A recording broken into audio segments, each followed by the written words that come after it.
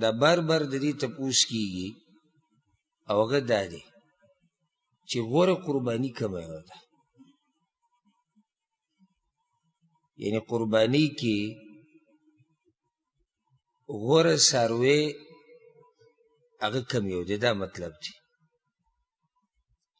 اول خو دا مسله یاد ساتئ چې قرباني نه کیږي مګر په بهیمة الانعام باندې. بهیمة الانعام الله سورة الحج کې ویل یذکر اسم الله علی ما رزقهم من بهیمة الانعام. هغه اته قسمه څاروو ته ویلی کېږي چې د هغې ذکر قرآن کې هم راغلی. هغه اوښ دی، نر او ماده دوه شو، او بیا غوا او غوایي. او تحقیقي قول مطابق په میخه باندې هم قرباني کېږي ځکه چې دا د غوا یو قسم دی. دا څلور شو. بیا ګډ او ګډه، بیزه او چیلې یا پیسه، دا شو اته. دې ته بهیمة الانعام وي. د دې نه علاوه په بل څاروي باندې قرباني نه کېږي. او خو دا مسله یادول پکار دي. بیا په دې کې غوره کم یو دی. په دې کې د علماو دوه قوله دي. یو قول دا دی، دا د امت ته اکثر علماو دی، دلایل په رڼا کې هم دا مضبوط ښکاري. هغه ده چې ټول نه غوره قرباني هغه ده چې سړی په اوښ باندې قرباني وکړي، بیا غوا، او بیا ګډ، او بیا بیزه، په دې ترتیب سره. دلیل هغوی دا ورکوي په صحیح بخاري صحیح مسلم کې حدیث تاسو به اورېدلی وي. رسول صلی الله علیه وسلم وایي چې څوک د جمعې په ورځ غسل وکړي او وختي لاړ شي په اولني وخت کې، فکأنما قرب بدنه، لکه ده چې د الله دپاره اوښ قرباني کړو. بیا چې په دې دویم وخت کې څوک لاړ، فکأنما قرب بقره، لکه ده چې غوا الله دپاره ورکړي. په دریم وخت کې چې څوک لاړ،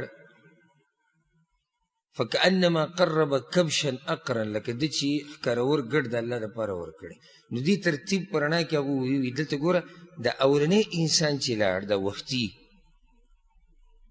نو ده ته اجر ډېر میلاویږي او ده ډېر کوشش کړی دی. نو کوشش یې داسې لکه ده چې اوښ ورکړی، نو اوښ ډېر غوره دی. هلته دی وختي لاړ کړ، وختي تلو کې قرباني ډېره ده. نو دغه شان په اوښ حلالولو کې د الله دپاره دي کې قرباني ډېره ده.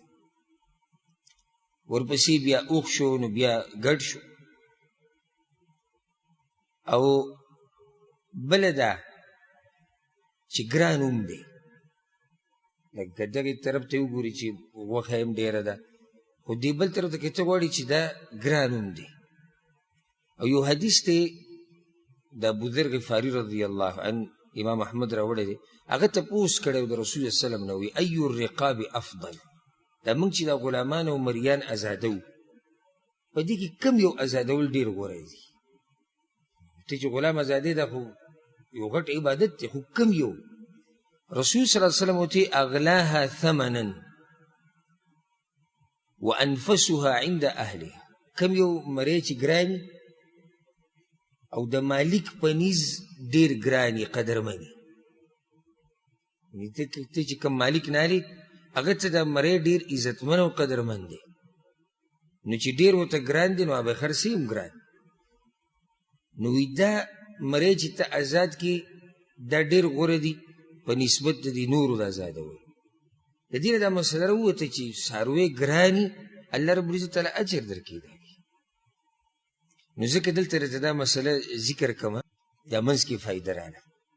هر څومره ګران څاروی چې والي د الله دپاره کنه، د هغې تذکیري به یې چاته مه کوه، ځکه چې دا زمونږ د عبادت، دا زمونږ د الله سره تجارت دی، دا د خلکو سره نه دی.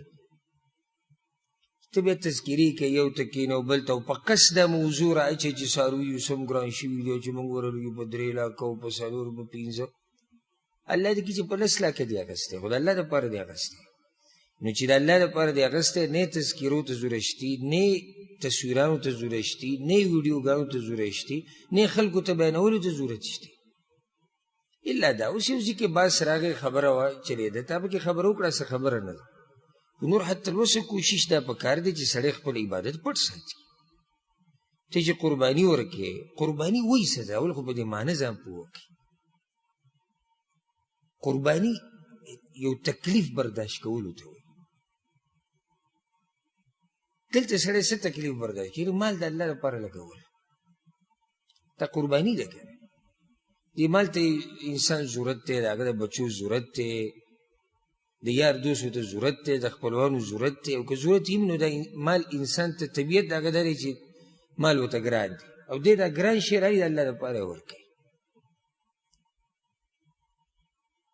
الغرض دغه علما دا وایي چې د ټولو نه غوره قرباني کومه یوه ده هغه د اخت ورپسې بیا د غوا د غوا کې میخ هم دننه راله او بیا د ګډ ته بیا پسې بیزه راځي ښه بعضو علماو دا ویلي فایدې دپاره به ذکر کوي ټول نه غوره قرباني ده چې ته په ګډ باندې قرباني وکړي دلیل هغه ووایي رسول صلی الله علیه وسلم په ګډ قرباني کړې نو جواب د هغې دا دی چې کله نا کله رسول صلی الله علیه وسلم غوره کار پرېږدي د دې دپاره چې امت ته دا مسله بیان کړي یعنې غوره قرباني کول اوښ دي دغه دلیل موږ ذکر کړو چې اوښ ډېر قیمتي دی بیا رسول صلی الله علیه وسلم ولې اوښ قرباني نه ده کړې چې هغه ګډ حلال کړی په اختر کې نو جواب د هغې دا دی چې رسول صلی الله علیه وسلم دا کار دې دپاره وکړو چې امت ته پته ولګي چې هر یو جایز دی جایز هر یو دی لازم نه ته به اوښ راولي یا ته به غوا راولي نه ته ګډ هم راوستی شي ته چیلې هم راوستی شي د دې دپاره رسول صلی الله علیه وسلم دا کار کړی دی بیا دا مسله ورسره یاده کوي لکه بیا که ته اوښ په فصل کې قرباني کې په نسل کې یا غواګانو کې یا ګډانو کې یا بیزو کې نو بیا نر د مادې نه غوره دی اوښ د اوښې نه غوره دی دغه شان د غوا نه غوایي غوره دی او ګډ غوره دی او چیلې غوره دی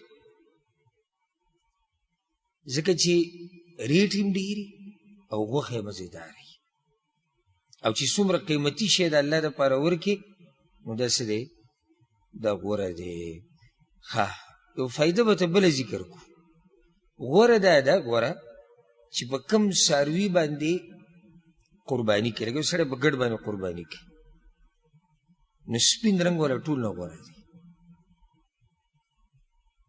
او دا موږ ګوره داسې چې ذکر کوو دا نه دا واجب دي داسې دي غوره دي یو سړی په تور رنګ ګډ باندې قرباني وکړي ونه شوه وشوه غوره رنګ چې دی هغه سپین رنګ دی العفرا ورته هم ویلی کېږي او حدیث کې راځي چې رسول صلی الله علیه وسلم قرباني کړې وه ضحى بکبشین املحین په دوو ګډانو باندې چې هغه املح و او املح هغه ګډ ته ویلی کېږي چې سپین رنګ خالص سپین امام نووي رحمه الله په ځکه په دې ډېر ښه تفصیل کړی وي د ټول نه غوره رنګ سپین دی بیا پسې زیړ دی الصفرا بیا الغبرا غبرا هغه سپین رنګ ته ویلی کېږي چې صفا سپین نه وي لرې نه سړی وي سړی سپین وي چې نږدې راشي چې خړ پړ غونته کړي خو خړ هم نه وي بیا پسې وي دا غوره دی په هغې پسې بیا البلقا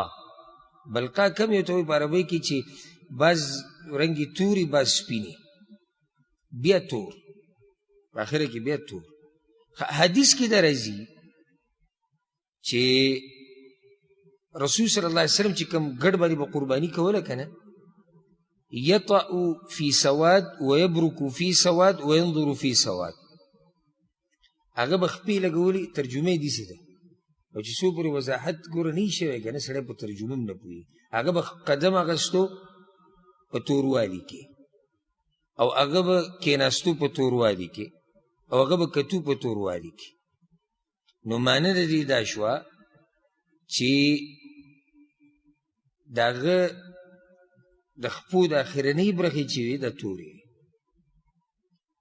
او دغه شان د هغه د سترګو ګیر چاپېره چې کوم ځای دا تور دغه شان د خولې نه ګیر چاپېره چې کوم ځای دا تور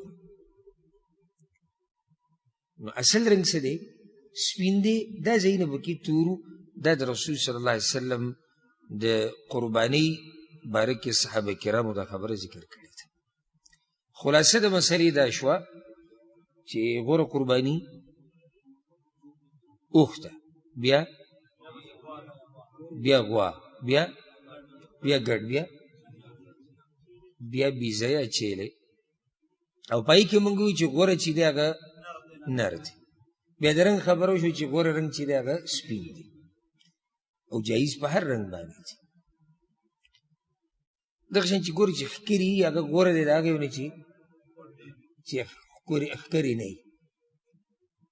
خلاصه دا ده چې قیمتي شی د الله دپاره الله دپاره چې څه شی ورکوي که نه نو بیا قیمتي شی ورکوو. او دا نقطه ورسره یاده که دا داسې موږ الله نه ورکوو چې بس الله ته وینه ورسېده او الله ته د غوښې ضرورت دی. خورو یې موږ ورکوو، موږ غریبانو ته اجر یې موږ ته میلاویږي، ملګرو له موږ ورکوو اجر یې موږ ته میلاویږي. نو ټوله فایده د دې اولنۍ او اخرنۍ هغه زموږ ده. صرف دومره ده چې د دې په حلالولو سره موږ ځان نږدې کوو الله ته. دویم سوال یو ورور کړی دی، زه ګوره کوشش دا کوم جواب کې چې ډېرې مسلې په یو جواب کې راشي. لکه اوس دا تېر شوی سوال جواب چې و په دې کې ډېرې مسلې ذکر شو چې دې دپاره مختلف سوالونه ذکر کېدی شو چې رنګ کم یو غوره دی، عمر مسله را روانه ده، اوښ غوره دی که ګډ غوره دی، او نورې بعض مسلې پکې راځي. اوس دلته سوال دی دا کوي په قربانۍ کې د شراکت چې ورته وایي، څو کسان شریک کېدی شي په پیسو کې او په ثواب کې. ګوره شراکت دوه قسمه دی، یو شریک کېده په څه کې؟ په پیسو کې، په حصو کې، په برخه کې، او یو شریک کېده په ثواب کې. دواړو کې فرق دی ګوره، او دې تفصیل به ذکر کوو. یاد ساتئ یا یاد ساتئ دا خبره، د یو نه زیات کس دا شریک کېدی شي په غوا کې او په اوښ کې. او چې کله زه کوم ځای کې مو غوا ذکر کوم نو پوه شي دا مسله د میخې دپاره هم ده، دا د سنډه دپاره هم ده، نو د هغې به بیا مستقل تپوس نه کوي چې دا خو پکې میخه ذکر نه شو. دې کې شراکت جایز دی. نو مطلب څه شو؟ یعنې ګډ او بیزتي ووایو. د برخو چې کوم شراکت دی هغه صرف په اوښ کې کېږي او په غوا کې کېږي. او دا مسله ورسره به یاده ساتئ، مشهور روایت دی، امام ترمذي ابن ماجه دوی راوړی دی، د عبدالله ابن عباس رضی الله عنهما وی موږ د رسول صلی الله علیه وسلم سره و په سفر کې، نو دې کې عید الاضحی راغی، غټ اختر راغی. فاشترکنا فی البقرة 7 وفي البعیر 10. نو په غوا کې چا چې غوا لالوله 7 کسان پکې شریک شو، او اوښ کې به 10 کسان شریک کېدو. اوښ کې 10 پورې شریک کېدی شي. ولې؟ غټ دی. غوا کې 7 کسان شریک کېدی شي. دلته ورسره دا مسله یاده ساتئ، د ګور ما تاسو ته چې جواب کې به د ډېرو سوالونو جواب کوو، لازم نه دی چې دا به وایي. بعض کسان دا تپوس کوي، لازم نه چې دا به وایي. د یو نه زیات شریک کېدی شي. 2 کسان وایي چې موږ په شریکه غوا الو، نه ده صحیح؟ صحیح ده. 15 کسان، 3 کسان، 6 کسان، 8 کسان غوا کې نشي شریک کېدی. تپوس به چې کې ډایرکټ دې شي چې 8 نشي کېدی شي، اوښ حلالوي. اوښ کې 8 شریک کېدی شي که نشي؟ 9 هم شریک کېدی شي. زیات نه زیات 10، کم سے کم یو. یو کس راولګي یوازې حلالي، دا خو ټول نه غوره ده. یو مسله مانه یېره شوه او دلته مې ذهن ته راغله، موږ وایو اوښ د ټولو نه غوره دی، بیا پسې غوا غوره ده. دا هله چې کله مستقلي ګورې، چې کله مستقلي د بل چا پکې د سره برخه نه وي، دا هغه مسله ګوره زما ذهن نه وتې. یو سړی دی هغه په غوا قرباني کوي، 7 کسان دي هغوی، او یو ځان له مستقل ګډ حلالوي دا مستقل چې ګډ حلالوي د ده قرباني دوی دی نه ګورایه دا مستقل چې ګډ حلالوي د ده قرباني دا چې ډېر شریک شوي دي دوی نه ګورایه